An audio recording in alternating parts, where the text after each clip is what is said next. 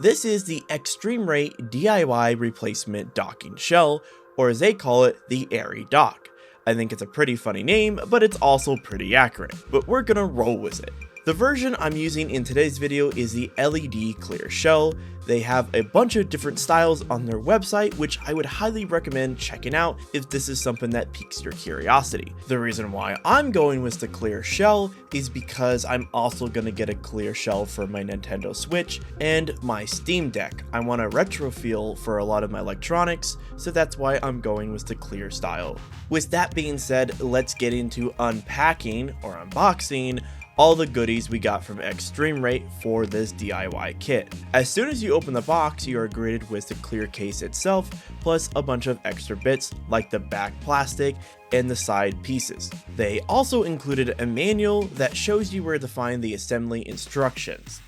They have a video and a step-by-step guide on their website, so if this video doesn't help you enough with what you're trying to do, I would recommend watching their tutorial video. As for the components you're going to be getting in this bundle, the first one I pulled out of my box was the USB to USB hub system. Since we are relocating the USB ports on the setup, they had to make a special way to transfer the signal through the USBs. So resulting, we have these beautiful things. They also gave you a different style ribbon cable, rubber feet, and screwdrivers, plus included screws as well to put everything back together. And the last thing I pulled out of my box was the LED board, so we could have beautiful RGB on my Switch dock. Now that we got everything we need, let's start taking apart the original Switch dock. Now that we got everything laid out that we need, let's start opening our Switch dock. Now this is my OLED one, which I'm going to be using in this video. The first step is we want to remove the back plate so we have access to the screws. I also would recommend having some sort of retainer to store all the extra screws that you have, plus the ones that they give you from the bundle itself. Which I had a 3D printed drawer, so I'm just going to store the screws over there. I also will be only using the screwdrivers that they gave me, which work really well. As for the screws you want to remove, there's 3 at the top, 1 in the center, and 3 on the right portion where all the cables plug into. And you want to use the black screwdriver that came with the kit to remove them.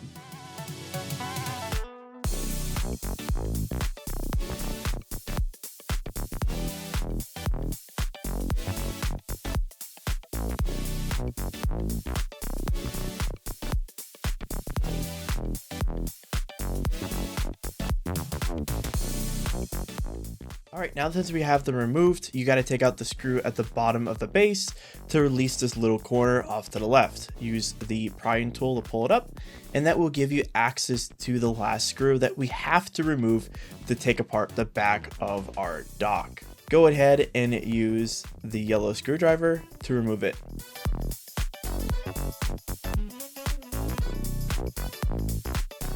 Now the next step is to just pry up on the casing to remove the back piece.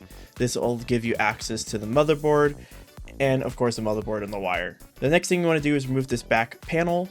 It'll give us access to the ribbon cable, which I didn't record me removing it, but you just pop it up and pull the cable out. Pretty simple. The next thing you want to do is remove the motherboard. Just push in those 2 taps and the motherboard will come right up, then disconnect the external power cable for the LED.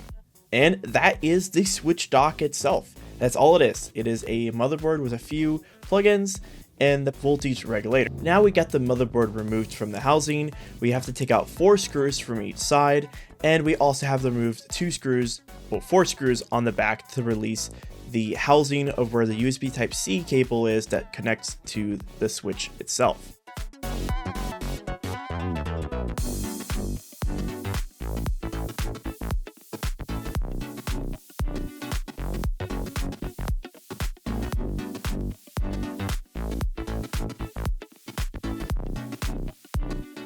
And like what I said earlier, we have to remove 4 screws to release that clamp.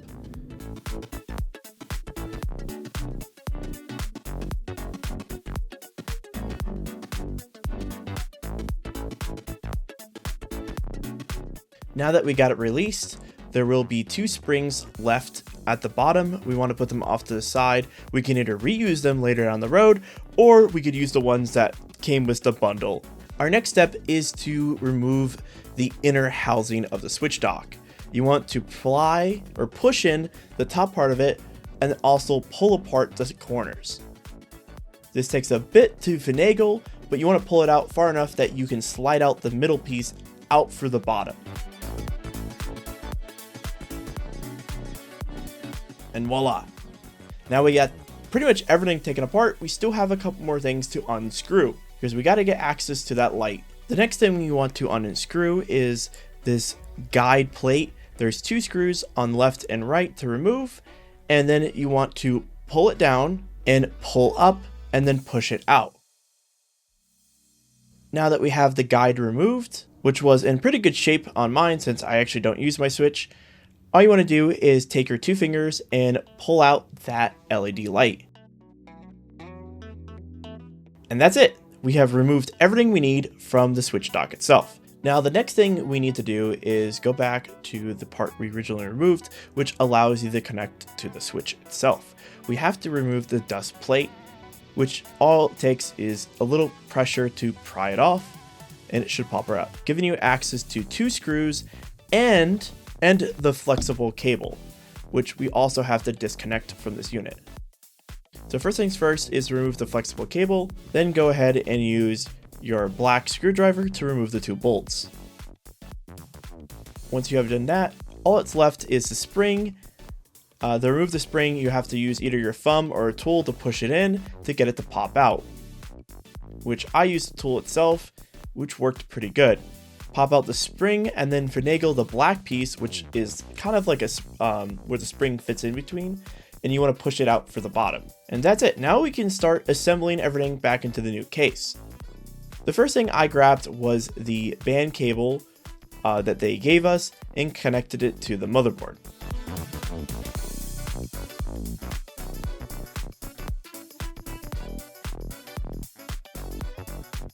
Then I went back to the bag they gave us with the USB extenders and went ahead and removed everything out of it. So we got a female connection and a male connection for USBs. I would recommend connecting the ribbon cable first to the female end of the USBs and plugging them, well actually the male end of the USBs and plugging them in. Then the next step is to get the bottom clear plate and go ahead and put the motherboard on the plate. Then use the screws that they gave us, which are the silver ones we want to use, with the black screwdriver.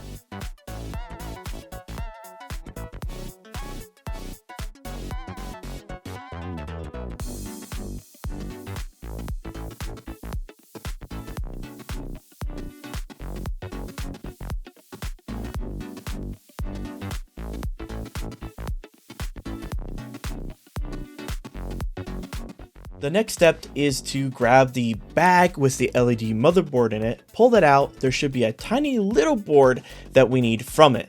Go ahead and take that board and the ribbon cable that's connected to it and put it on the front of our back, or I guess our bottom plastic board. It should clip in right up front. There's 2 little grooves cut out for it. Once in place, you want to route the ribbon cable through the USB extenders. So it's kind of laying across and under the other motherboard. The next thing we want to do is reassemble the Nintendo Switch hookup thing. I don't know exactly what this thing is called, but it's the USB Type-C for the Nintendo Switch to connect to the dock. We want to reassemble it, which results in taking that piece of plastic that we pulled out, putting it back through our new clear plastic, adding the spring in, and screwing it back down.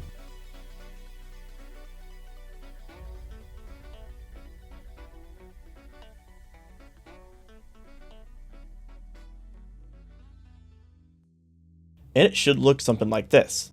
The next step is to put the dust plate back on. Once you have it secure, go ahead and connect the ribbon cable from the main board to the USB Type-C. This will take you a few minutes, and man, this thing gave me a bit of a struggle to get it in. But once I got it back in, we want to connect it to the board itself, which you need 4 screws to screw it down. You do want to take your other finger and hold it down as well. I found it was the best way to do this.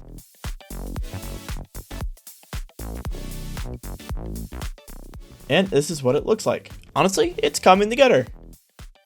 Our next step is to connect the LED motherboard to the top of the case. It fits in a certain way, and go ahead and screw it down.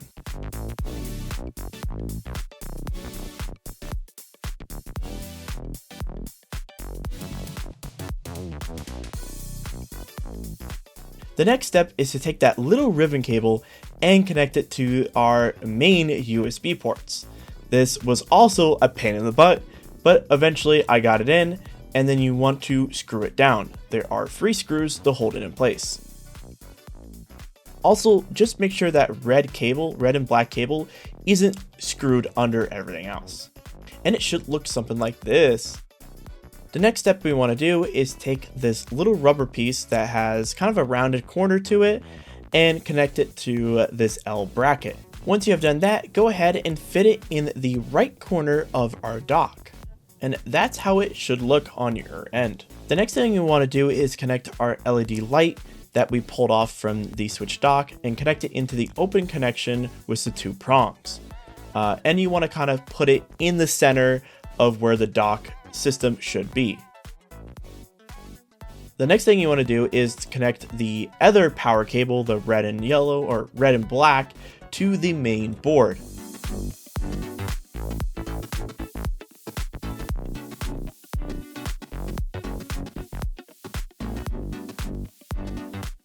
Once you have done that, go ahead and connect our last ribbon cable to the existing LED board.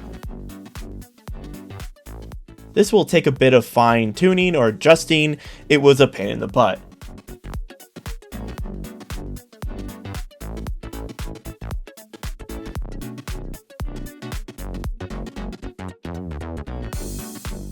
Once that's done, it's kind of hard to pull it apart, but we got to make sure we get that LED light in the right position. So you want to put it down on the board on the right corner. It should fit into kind of like 2 little lines, and it should click right in. Once you have done that, then you can push the whole thing together like a sandwich.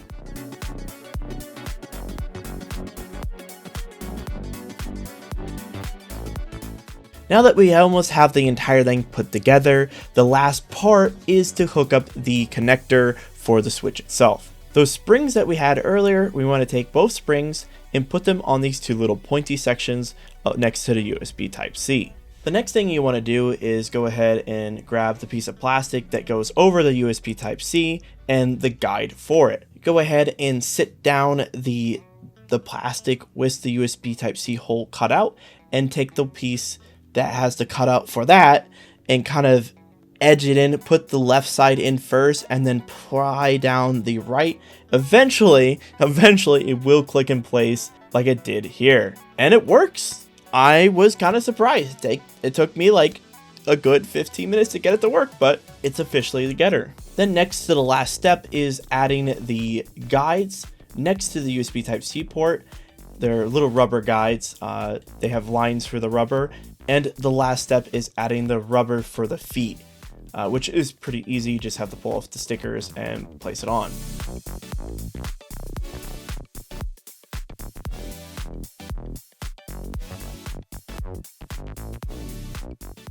And the very last step is putting the back plate on. Depending on what switch dock you have, depends on what back plate you're using. For me, since I have the OLED, it has the HDMI port, the Ethernet port, and the USB Type-C. And after you put that on, it's all together. You have a completed dock. After going through this whole process of putting it together and taking it apart, I find it very easy, but it can be a little difficult to get stuff to go where it needs to go. The overall dock itself is super well designed. I like it a lot. I think that this should have been more popular, especially when the original Switch dock came out, because honestly, I would have done this right off the bat, because I kind of think the original dock, it does what it's supposed to, but it's really bulky, and I like being able to display my Switch, especially since I plan on putting a full clear shell on mine. With that being said, my overall opinion of this is it's pretty damn cool. I think the process of putting it together was simple enough, and the guides that they give you are also very helpful. There's a couple things that I did and I was a little confused about if it was going to work or not. But again, the guides did help me and put me in the right direction. Building it was simple and easy. It's definitely probably one of the easiest things you can do. As the aesthetics, I think the aesthetic is very nice. Having a see-through dock reminds me of something from the 90s or early 2000s where it's like that see-through plastic.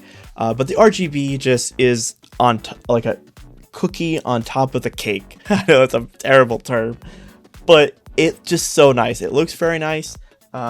I've used it a lot actually in the last couple of weeks. Probably the most I've used my Switch probably since I bought it.